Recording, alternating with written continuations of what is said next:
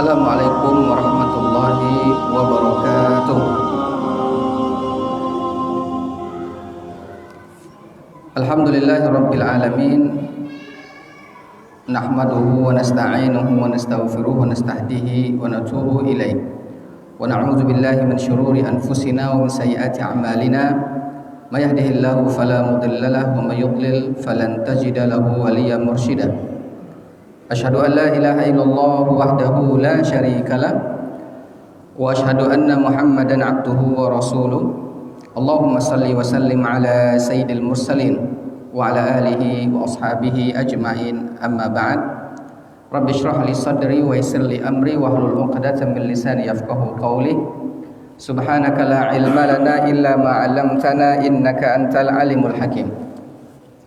Alhamdulillah, kita bersyukur kepada Allah atas nikmat yang dikaruniakan kepada kita semua. Salawat dan salam tak lupa kita sampaikan kepada tauladan kita Nabi Agung, Nabi besar Muhammad sallallahu alaihi wasallam beserta keluarga, para sahabat, para pengikutnya hingga akhir zaman. Mudah-mudahan nanti di yaumil qiyamah kita bisa mendapatkan syafaat beliau. Amin ya rabbal alamin. Bapak Ibu yang dimuliakan Allah, kita berada di bulan Zulhijjah di 10 hari pertama. Di 10 hari pertama bulan Zulhijjah merupakan hari-hari terbaik yang ada di dunia ini. Nabi SAW bersabda, ahabbul a'mal ilallah, amalan yang paling Allah cintai, ma min ayyamin ahabbul a'mali ilallah fihinna, sesuatu yang Allah sangat cintai dilakukan oleh seorang hamba di 10, kecuali di 10 hari pertama bulan Zulhijjah. Amalan yang sangat Allah cintai untuk dilakukan adalah di 10 hari pertama bulan Zulhijjah. Bahkan para sahabat mengkomparasi dengan jihad di jalan Allah, apakah bisa menyaingi beramal soleh di 10 hari pertama.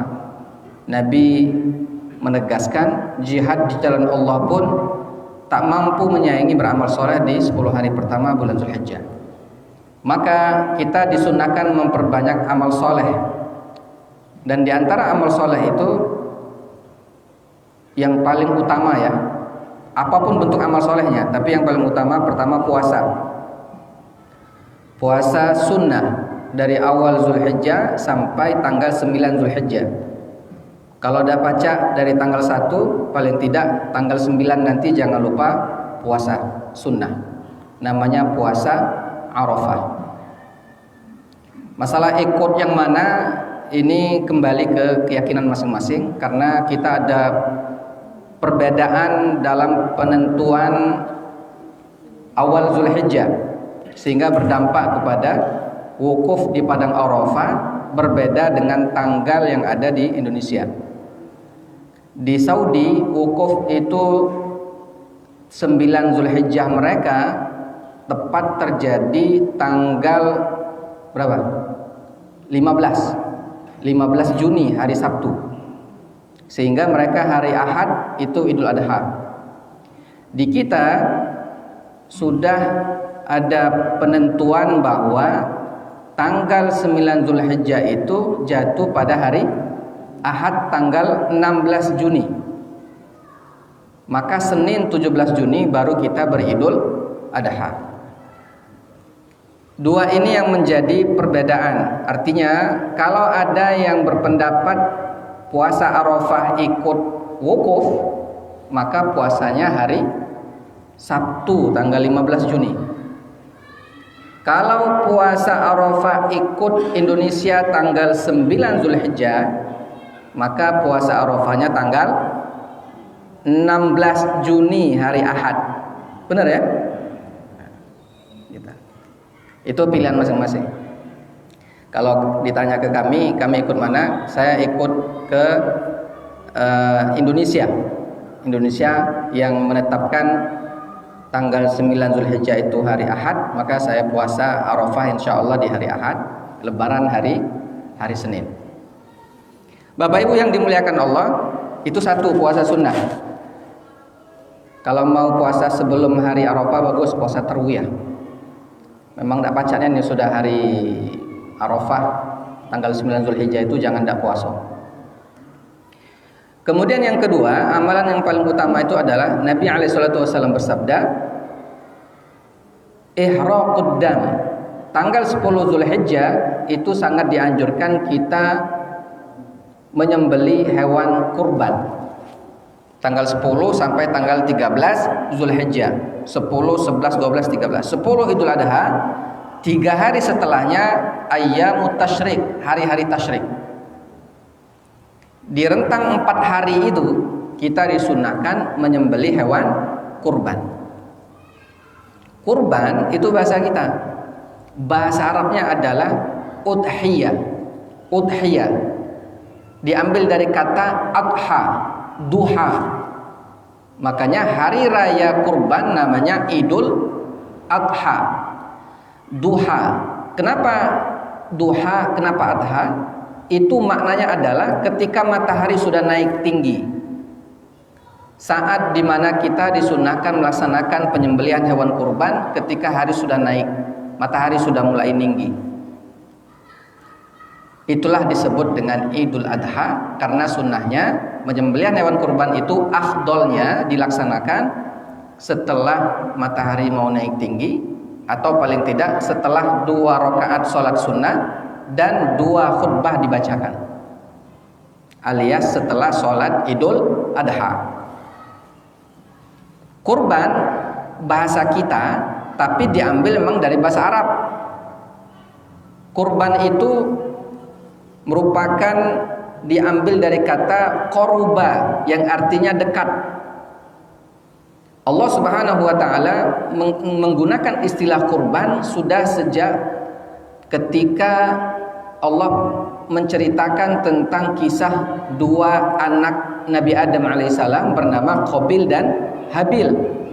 Dalam Al-Quran Allah Ta'ala berfirman, a'udzubillahi minasyaitonirrajim, idh qarraba qurbanan, ketika Qabil dan Habil mempersembahkan sesuatu kepada Allah, yaitu kurban, ya, kurban. Nah, kurban ini karena dalam bahasa Arab, diambil dari bahasa Arab, artinya adalah mendekatkan diri kepada Allah Subhanahu wa ta'ala. Makanya kurban ini bahasa lainnya adalah amal, sebuah amal yang mendekatkan diri kita kepada Allah. Itu arti kurban. Kurban, Bapak Ibu, merupakan sesuatu yang sangat dianjurkan di dalam Islam. Maka Nabi SAW bersabda, man kana lahu si'atun falam yudhahi fala yaqribanna musallana. Barang siapa yang punya harta, punya uang, punya duit, tapi tidak galak berkurban, jangan sekali-sekali mendekati tempat sholat kami. Mazhab Hanafi mengambil hadis ini, kemudian menyimpulkan bahwa hukum kurban wajib fardu ain khusus bagi mereka yang mampu. Wajib hukumnya. Mazhab Hanafi. Tapi dalam mazhab yang lain, mazhab Syafi'i, mazhab Maliki, mazhab Hambali, semua mazhab ini mayoritas berarti ya, selain Hanafi, berpendapat bahwa hukum kurban adalah sunnah muakkad, sunnah muakkadah, sunnah yang sangat dianjurkan, sunnah yang sangat ditekankan. Makanya di mazhab kita hukum kurban itu tidak sampai wajib derajatnya, tapi di bawah wajib, sunnah yang sangat ditekankan, hampir wajib. Dan sunnahnya ini berlaku setiap tahun. Jangan sampai ada yang beranggapan bahwa kesunahan kurban itu sekali seumur hidup. Bu, kita kurban tahun ini. Ajulah, sudah aku tahun kemarin. Ada yang jawab begitu kan? Kenapa? Karena dia beranggapan sekali seumur hidup sudah selesai, kesunahannya gugur, tidak kurban lagi, tidak apa-apa. Nah, ini keliru. Kurban itu sunnahnya setiap tahun, ya. Maka kalau mampu, dan ya rasa-rasanya kemampuan ini juga sebenarnya kembali ke pribadi masing-masing. Ngomong tidak mampu tapi ngudut terus, ya kan? Ngudut itu kan kalau dihitung-hitung juga, kalau dikumpulkan macam dapat sapi sih kok, ya dosa kambing. Kalau kambing banyak dapatnya. Artinya Bapak Ibu, makanya Nabi SAW itu sangat semangat berkurban. Bahkan sejak syariat kurban disyariatkan, Nabi tidak pernah absen berkurban sampai beliau meninggal dunia. Bayangkan. Bahkan beliau menyebutkan, umirtu bin nahri falaysa biwajibin alaikum. Bagiku kurban itu wajib, tapi bagi umatku adalah sunnah yang sangat dianjurkan. Kenapa kemudian sangat dianjurkan sunnah kurban ini? Nabi SAW bersabda, riwayat dari Sayyidah Aisyah, ma amila adamiyyu min amali yauman nahri ahabbu ilallah min ihraqid dam.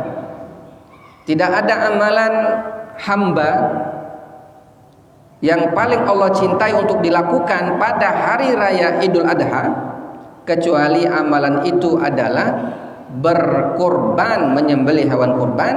Innaha la ta'ti yaumal qiyamah biquruniha. Karena nanti di hari kiamat kurban yang disembelih itu akan datang kepada dirinya lengkap dengan tanduk-tanduknya, wa asy'ariha dengan bulu-bulunya, wa azlafiha dengan kuku-kuku kakinya, wa anad dama la yaqa'u minallah bimakanin qabla ay yaqa'a minal ardi. Dan darah hewan kurban yang disembelih sebelum dia menetes ke tanah itu sudah sampai pahalanya kepada Allah Subhanahu wa taala. Karena itu kurban ini sangat dianjurkan karena pahalanya luar biasa. Ya. Bahkan dalam hadis yang diriwayatkan oleh Ibnu Hajar Al-Haytami dalam kitab At-Talkhis Al-Habir, beliau berkata, "Azzimu duhayakum fa innaha 'ala sirati matayakum." Berilah kurban yang terbaik, yang besar, yang gemuk, karena nanti di hari kiamat ketika mau melewati jembatan Sirat, dia menjadi tunggangan kalian. Maka itu berkurban, carilah kurban hewan yang terbaik. Baik Bapak Ibu yang dimuliakan Allah, jadi itu hukum kurban. Apa hukumnya? Sunnah muakkad, sangat dianjurkan. Kalau pacak jangan ditinggalkan, ya. Kemudian dalam kurban, ya, ada yang sering menjadi pertanyaan itu bagaimana hukum kurban kalau patungan, gitu ya. Kan ketentuannya satu kambing untuk satu orang, satu sapi untuk 7 orang. Kalau kambing itu berlaku hanya untuk satu orang saja, tidak bisa patungan dengan orang lain. Jadi cuma sikok, kambing itu cuma untuk sikok, ya. Sedangkan sapi atau onta atau semisalnya kerbau misalkan, maka itu bisa untuk 7 orang. Bagaimana sistemnya, mekanismenya, skemanya? Ketika ada 7 orang sepakat untuk membeli satu sapi, maka 7 orang ini urunan, ya, patungan. Misalkan harga sapi kalau lemak ngitungnya misalkan 21 juta, berarti satu orang kumpul berapa? 3 juta rupiah. Satu orang 3 juta, lengkap 21 juta, dapat satu sapi. Maka hukumnya sah. Yang penting 7 orang ini setiap orangnya cuman untuk satu nama. Si Ahmad, ya Ahmad baik, tidak usah ketua istri, ketua anaknya disebut, tidak usah. Cukup sih kok Ahmad. Yang kedua siapa? Ibu Milakoh misalnya. 3 Pak Yusuf, sampai 7 orang. Gitu. Udah lengkap 7 selesai. Pak Ustadz, ngapa? Aku nak dewean. Satu sapi itu aku nak dewean. Cak mana hukumnya? Boleh, tidak apa-apa. Ya, boleh. Satu orang itu satu sapi. Bahkan tidak usah satu sapi, 10 sapi untuk satu orang boleh. Ya. Tapi kalau mau urunan maka maksimal 7 orang. Tidak boleh lebih. Kalau lebih maka dia keluar dari ketentuan sah dalam berkurban. Nah, yang satu kambing, ada yang nanya, gimana Pak Ustadz kalau misalkan kami itu sekeluarga mengatasnamakan satu keluarga? Kan Nabi pernah berkurban dengan 2 domba warna putih, satu untuk beliau dan umatnya beliau, satu untuk beliau dan keluarganya beliau. Artinya satu kambing itu bisa untuk satu keluarga besar. Betul, dalil itu betul, hadis itu betul, hadisnya sahih. Namun yang jadi catatan adalah pada saat penyembelihan kambing itu hanya untuk satu orang, niatnya satu orang, namun pahalanya bisa dibagi untuk satu keluarga besar. Pak siapa namanya? Pak Ali, Pak Muhammad Ali, petinju berarti. Mantan petinju Pak. Ya. Pak Muhammad Ali, kambing ya, nyembelih kambing maksudnya. Nah, beliau ketika satu kambing atas nama Pak Muhammad Ali. Nah, ketika menyembelih bismillahi Allahu Akbar, Allahumma taqabbal min, terimalah ya Allah kurban ini dari Pak Muhammad Ali. Satu nama saja disebut. Nah, Pak Muhammad Ali meniatkan pahala penyembelihan hewan kurban itu untuk satu keluarganya. Maka satu keluarga Pak Muhammad Ali dapat semua. Ada 10 dapat, 20 dapat. Bahkan misalkan 100 di rumah itu semua dapat pahalanya. Tapi prosedurnya satu kambing untuk satu orang. Bukan untuk semuanya. Gitu ya. Nah, bagaimana kalau ada lembaga, misalkan masjid atau yayasan ingin menjadikan misalkan anak-anak gitu ya, membiasakan mereka untuk berkurban, sehingga satu kelas misalkan ada 20-30 orang, kemudian mereka beli sapi. Gimana hukumnya? Pertama, kalau mengatasnamakan satu kelas atau mengataskan nama yayasan, maka hukum kurbannya tidak sah. Oke, tidak sah. Karena lebih dari ketentuan 7 orang tadi kan, itu ada 20 orang, tidak sah. Tapi ketidaksahan itu bukan berarti sia-sia. Kurban, penyembelihan sapi tadi memang tidak sah jadi kurban, tapi dia dapat pahala sedekah daging sapi, tetap dapat. Kenapa dibiarkan? Untuk membiasakan anak-anak sejak dini belajar untuk berkurban, menyembelih hewan kurban. Tidak apa-apa, jangan dimarahi, tapi disampaikan saja bahwa ini latihan untuk berkurban. Tapi dalam ketentuan kurban yang sebenarnya dia tidak masuk, hanya sebatas sedekah daging biasa. Sama persis seperti misal ada lembaga yang datang ke Masjid Al-Hakim, Pak, nih ada sapi kok, sapi limosin. Ini dari PT ini misalkan, PT apa misalkan ya, PT SpaceX ya, punya Elon Musk misalnya. Kebetulan Muslim misalkan yang punya perwakilan di Indonesia. Ini satu sapi limosin. Kalau mengatasnamakan PT dia, perusahaan dia, maka kurbannya tidak sah, tapi hanya sebatas sedekah daging biasa. Agar dia menjadi kurban, maka siapkan 7 nama. Tanya dia, mana Pak? 7 nama. Nah, kalau ada nama-namanya, maka dia menjadi kurban, sah. Sama seperti sekolah yayasan, kalau ingin jadikan dia kurban, 7 orang mana namanya, sehingga dia sah jadi hewan kurban. Gitu ya. Bapak Ibu yang dimuliakan Allah. Berikutnya yang perlu jadi catatan kita juga adalah bahwa bagaimana hukumnya orang yang meninggal dunia almarhum almarhumah, apakah sah dikurbankan? Bukan, meniatkan untuk dikurbankan. Sah atau tidak? Sah.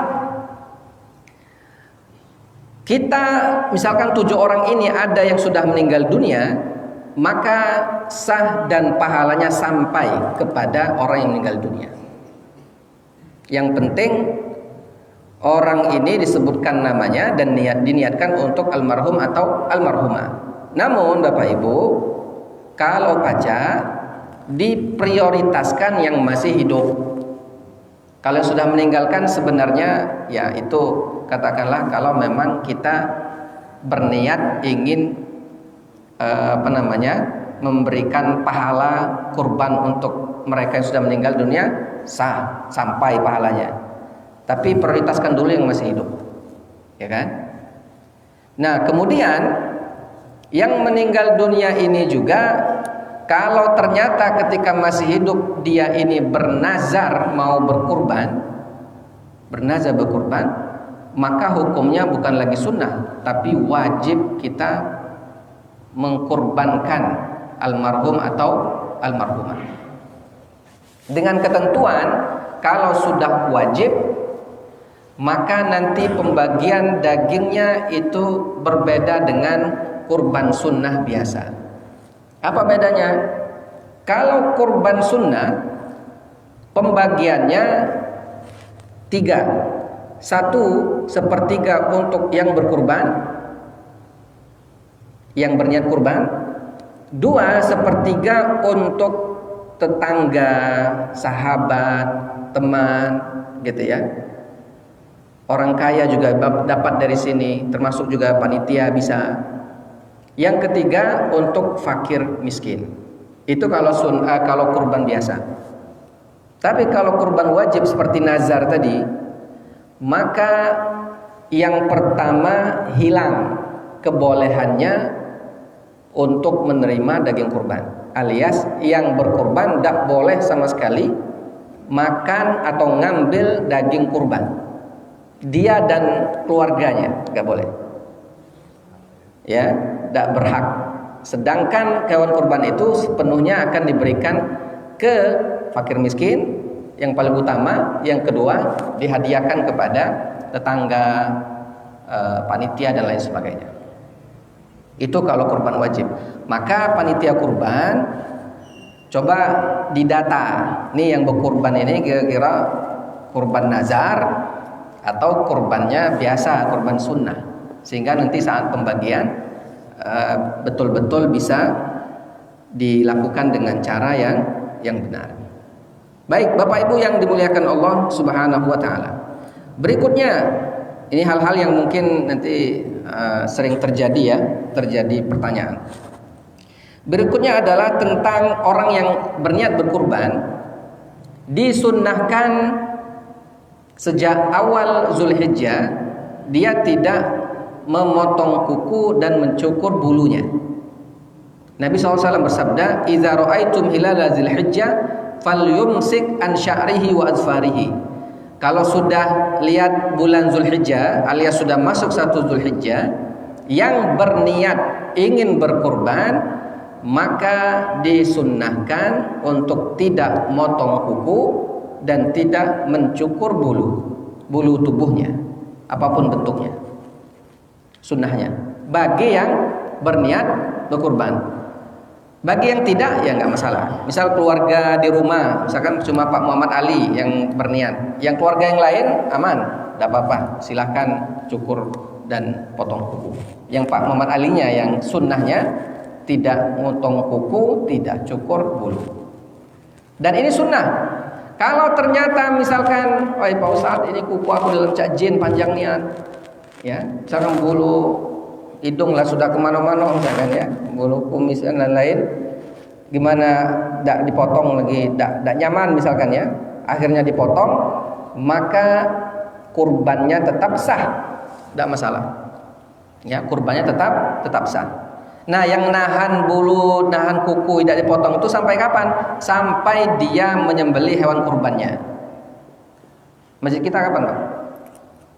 Masjid kita kapan kurbannya? Hari H. hari H.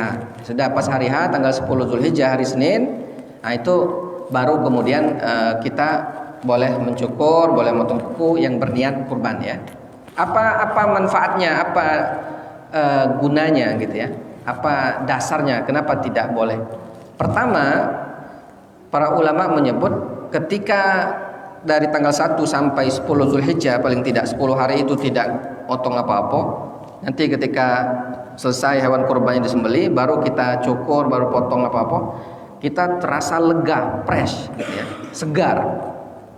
Selain fresh dan segar dari batin kita karena diampuni Allah dosa-dosanya dan pahala berlipat ganda dapat, kita pun secara fisik segar, fresh karena sudah bersih-bersih, sudah cukur, sudah potong kuku. Bapak Ibu yang dimuliakan Allah Subhanahu wa taala. Berikutnya ini kriteria kambing dan sapi yang dikurbankan. Syarat kambing dan sapi itu harus sehat. Ya, tidak boleh buta matanya, baik sebelah apalagi dua-duanya. Jadi dicek matanya. Kemudian yang kedua, al-maridatu bayyinu marduha. Yang penyakitan yang akhirnya menjadikan kulit dagingnya tipis nih, alias kurus kering, tinggal tulang sama kulit. Nah, ini tidak masuk kategori sah dalam hewan kurban untuk disembelih. Yang ketiga, al-arja bayyinut dhal'uha. Dia pincang, nggak boleh kakinya pincang. Ya. Kemudian al-kasirul lati la tanqa.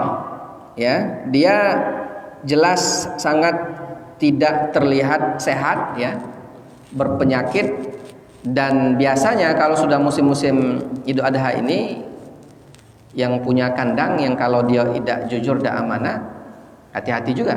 Ada yang bersolek ya, kurban itu disoleknya.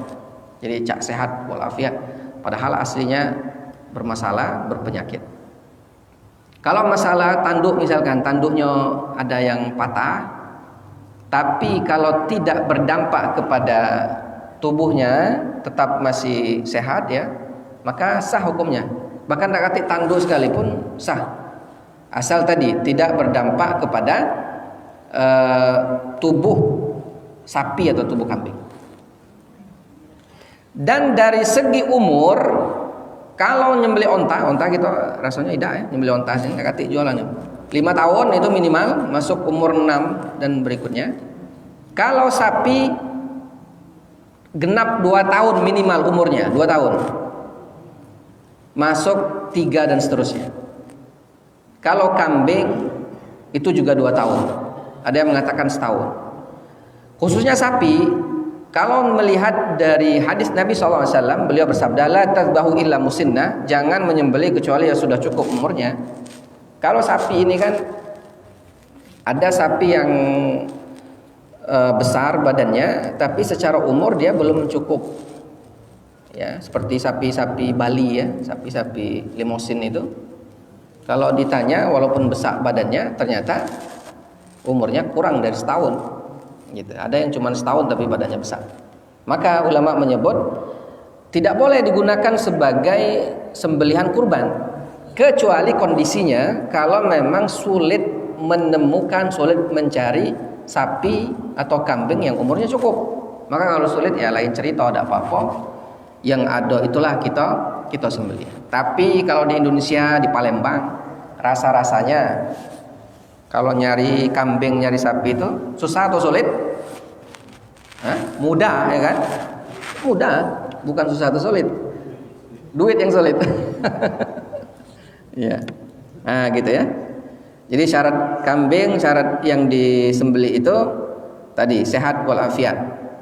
Kemudian Bapak Ibu yang dimuliakan Allah, yang terpenting juga adalah bagi penjagal yang akan menyembelih, itu usahakan yang paham dengan cara menyembelih dan hukum kurban gitu ya, yang ngerti.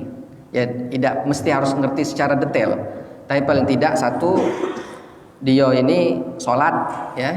Kalau baca dia ini semayang, Pak, galak semayang. Jangan nggak pernah semayang, ya, disuruh jagal.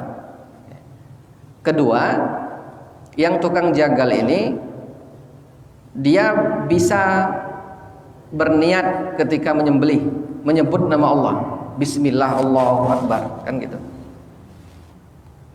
Karena kalau tidak menyebut nama Allah, maka hewan ini jatuhnya bangkai, bangkai, tidak sah akhirnya untuk dikonsumsi. Jangankan sah sebagai kurban, dikonsumsi pun tidak bisa, karena jadi bangkai. Maka ketika penjagalnya paham, dia tidak akan lupa untuk berniat Bismillah Allahu Akbar dan sholawat kepada Nabi Sallallahu Alaihi Wasallam.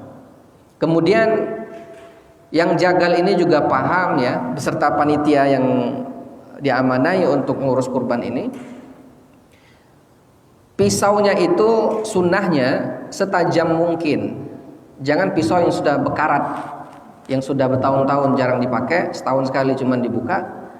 Akhirnya kalau bekarat, ini akan menyakiti sang hewan ketika disembelih, ya, digorok kali-kali, ya, dan sudah ketika selesai tegak lagi kambing sapi, ya, karena cuman tegorok ini baik, tidak sampai mati. Nah, ini bahaya. Itulah galak terjadi ketika disembelih, tegak lagi, berlari sapinya, ya, ribut. Manggil ustadz, minta ruqyah pula, ruqyah sapi tadi, ruqyah. Dikiranya masuk setan, masuk jin. Bukan masuk jin, kau yang goroknya itu yang tidak pas. Itu ada tekniknya, ya. Memang tidak sembarang orang. Kita ini kan jarang, ada yang pacak nyembelih tapi tidak tahu ilmunya. Ini ada yang tahu ilmunya tapi tidak pacak nyembelih. Ada yang paham secara teori hebat, tapi tidak berani nyembelih. Lihat darah dikit, berkunang-kunang, ya. Pacak pingsan kawan tuh, lihat darah, nah, gitu. Makanya tukang jagal nih tidak sembarangan. Karena itu dia perlu dana untuk dibayar, ya. Dan bayar jagal haram hukumnya diambil dari daging sapi, dari hewan kurban. Pak, ini ada 5 sapi, kau sembelih, upahnya ini duit, dan juga ku upah ambillah kulitnya 3 kok atau 5 ini ambillah kalau. Duitnya sah, tapi yang kulitnya ini haram hukumnya. Kenapa? Karena tidak boleh mengupah tukang jagal diambil dari hewan kurban. Mau dagingnya, mau kulitnya, mau kepalanya, itu tidak dibolehkan. Apa dalilnya? Dalilnya dari Nabi SAW pernah mengamanahkan kepada Sayyidina Ali bin Abi Thalib untuk menyembelihkan onta beliau. Ada 63 onta. Nabi 100 onta itu beliau sembelih, sisa 63 onta meminta untuk Sayyidina Ali mengeksekusi, ya, menyembelih. Ternyata Sayyidina Ali menggunakan jasa jagal. Nah, jagal ini ketika digunakan oleh Ali, dipesankan oleh Nabi SAW, jangan kau beri apa-apa kepada tukang jagal sebagai upah dari hewan kurbanku. Maka Sayyidina Ali memenuhi perintah Nabi pada saat memberi upah tukang jagal menggunakan uang beliau sendiri. Ya, maka di sini ketentuannya tidak boleh ngupah dari hewan kurban itu untuk tukang jagal. Gimana caranya Pak Ustadz? Caranya pertama, karena kan tukang jagal ini perlu dikasih duit Pak, diupah kan. Apalagi tadi kan tidak sembarangan orang pacak jagal sampai belasan kambing, belasan sapi. Maka dia perlu upah, perlu dana. Dananya digunakan dari uang pengkurban. Dari uang pengkurban. Tapi dengan ketentuan harus jelas akad di awal. Misalnya biar konkret, 21 juta harga sapi, 21 juta iklan dari Masjid Al-Hakim. Bapak Ibu kalau nak kurban di Masjid Al-Hakim, satu sapi 21 juta untuk 7 orang. Dengan ketentuan dari 21 juta ini di dalamnya ada uang operasional. Dari 21 juta ada uang operasional. maka panitia halal hukumnya mengambil uang dari 21 juta itu untuk satu, upah jaga, dua, untuk nyewa tenda ini, ya, tiga, untuk konsumsi panitia, untuk minum panitia boleh. Dari 21 misalkan diambil 1 juta, ya, atau lebih. Yang penting ada informasi jelas bahwa dari uang yang dikumpul 21 juta itu ada uang operasional. Karena kalau tidak ada akad itu, maka otomatis 21 juta itu harga, tapi di bawah, kurang dari 21 juta. Nah, gitu ya. Termasuk kulitnya. Kulitnya itu enggak boleh. Nah, masalahnya kulit ini kan tidak sembarang orang bisa mengolahnya. Ya, dikasih ke jamaah ketika enggak lah. Kondisi begini, daripada kulitnya itu busuk baik, tidak kata yang ngambil, tidak kata yang manfaatkan, maka ini boleh dijual dan hasil uangnya itu diberikan kepada fakir miskin. Tidak boleh masuk kas, tidak boleh masuk bendahara masjid, tapi uang itu dikembalikan ke orang yang berhak, fakir miskin, gitu. Ya, panitia itu juga jangan mensyaratkan bahwa karena kami ini panitia Bapak Ibu, maka kami wajib dapat hewan kurban, dapat daging kurban. Karena kami panitia nih, wajib dapat. Enggak begitu. Panitia dapat daging kurban itu bukan upah, tapi menjadi hadiah atau dapat bagian dari pembagian distribusi hewan kurban, bukan upah ya. Seandainya tidak dapat, maka panitia itu juga harus ikhlas, karena memang tidak bersyarat harus dapat gitu, ya. Apalagi sebagai upah itu tidak. Tapi tentu dari 3 bagian tadi, yang berkurban, kemudian tetangga termasuk panitia, dan fakir miskin kan dapat tuh. Kalau pacak yang berkurban jangan sampai ayolah jual kamu, aku lebih biasa makan daging, ambil aja situ. Jangan. Kalau pacak walaupun dikit. Waalaikumsalam warahmatullahi wabarakatuh. Yang saya tanya, saya sering mendengar dari orang yang menyembelih kurban itu mengucapkan Bismillahirrahmanirrahim, Allahu Akbar. Kemudian yang kedua, apa keutamaan berkurban? Ya. Ketika berkurban, yang menyembelih kurban, sunnahnya adalah yang berkurban. Jadi Bapak Ibu yang sudah niat kurban, kalau pacak nyembelih dewek, beli dewek, lebih utama, lebih afdol. Kalau memang tidak pacak, maka boleh diwakilkan oleh orang lain, tapi pastikan orang lain ini ngerti ketika dia menyembelih, dia menyebut nama Allah. Bismillahi, Allahu Akbar. Boleh ditambah dengan salawat, Allahumma salli ala Sayyidina Muhammad. Maka korbannya sah, gitu ya. Baca Bismillahirrahmanirrahim menyalahi dosa. Oh, tanpa Ar-Rahman Ar-Rahim. Ya, boleh, tidak apa-apa. Boleh. Bismillahirrahmanirrahim, Allahu Akbar, boleh. Dua-duanya boleh. Bismillah saja boleh. Bismillahirrahmanirrahim juga boleh. Ya. Keutamaannya apa? Keutamaan berkurban. Keutamaan berkurban, Nabi bersabda, pada hari Idul Adha dan hari-hari tasyrik, amalan yang paling Allah cinta itu adalah menyembelih hewan kurban. Dan nanti di hari kiamat akan datang hewan kurban ini dengan bulu-bulunya, dengan tanduk-tanduknya, dengan kaki-kakinya, sebagai bentuk apresiasi dan kemuliaan yang Allah berikan kepada orang yang berkurban.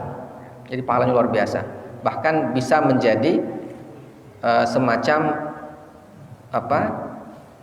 tunggangan saat melewati jembatan Sirat.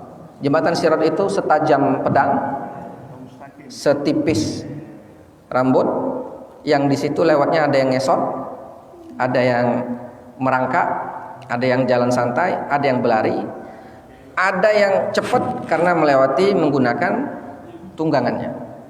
Makin besar tunggangan, makin aman. Tapi kalau tunggangannya itu kurus, khawatir dia nyampak. Maka kalau nak berkurban, kurbanlah yang besar-besar.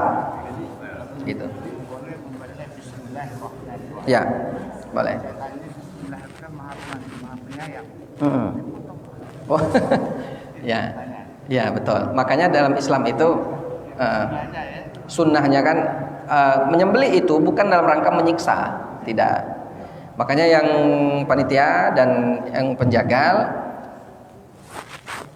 pisaunya itu tajam. Kedua, jangan di depan kawan-kawannya, depan kawan-kawan yang kita nyembelih kan. Ngampuk ini istilahnya enggak? Jangan itu. Kemudian ketiga sunnahnya disiapkan makan, siapkan minumnya gitu ya. Secepat mungkin dia di. Ya, kalau dalam hadis itu disebut Bismillahi Allahu Akbar. Tambah Rahman Rahim juga tidak apa-apa. Ya.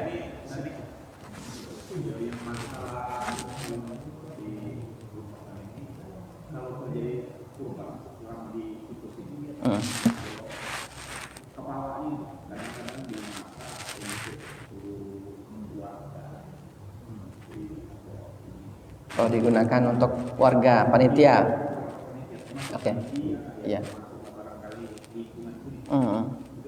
oke, ya.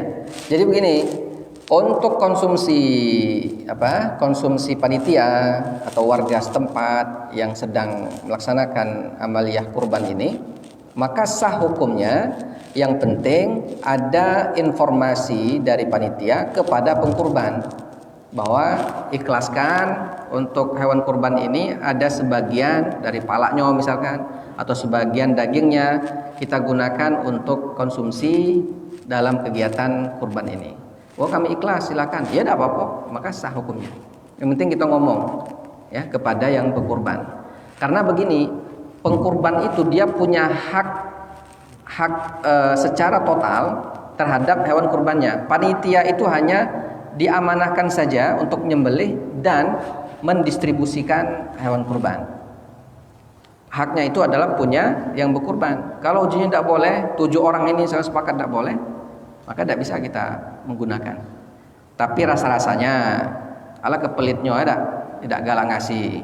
Kalau dia udah galak ngasih nian, catat namanya. Nah, tahun depan tidak usah dimasuki. suruh balik. Nah, sembelihlah dewek aja kita kan. Nah, itu. Ya, nah, tadi belum selesai. Ada sedikit. Kalau ikut sendiri apa lebih baik ikut ke sapi atau lebih baik pada kambing tadi? Oke. Ya. Lebih baik. Ya, sekalian, Pak.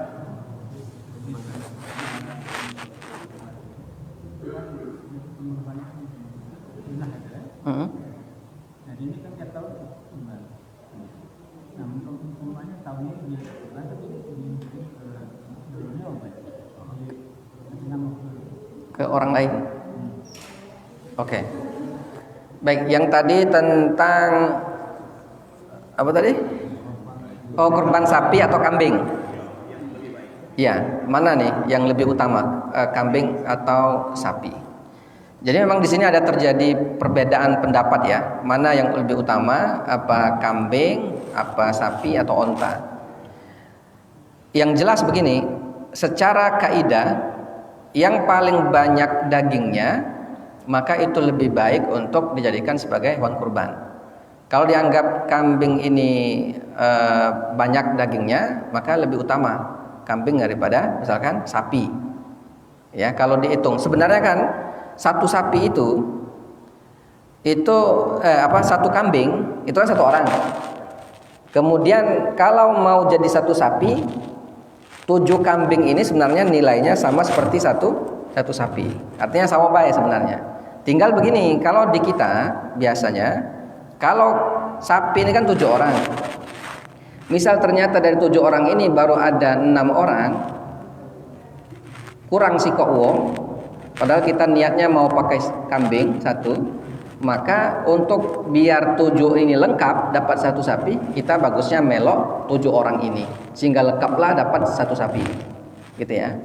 Kalau ternyata 7 orang lebih, ternyata ada 8 orang, 9 orang, sapi cuma dapat sikok, 2 udah nyampe, ya sudah, maka 2 orang ini nomor 8, 9 ini kambing baik, gitu ya. Jadi dua-duanya sah boleh dan dua-duanya bagus, mau sapi atau kambing. Lihat kebutuhan, lihat kondisi kepanitiaan setempat. Gitu. Ada lagi? Ibu-ibu, ada?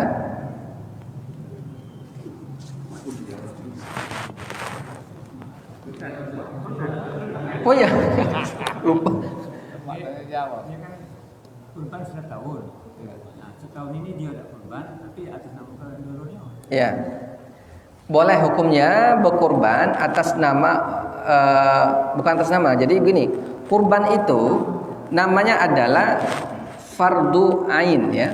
Kalau bukan sunnah ainiyah. Sunnah ainiyah itu maksudnya sunnah per individu orang, gitu.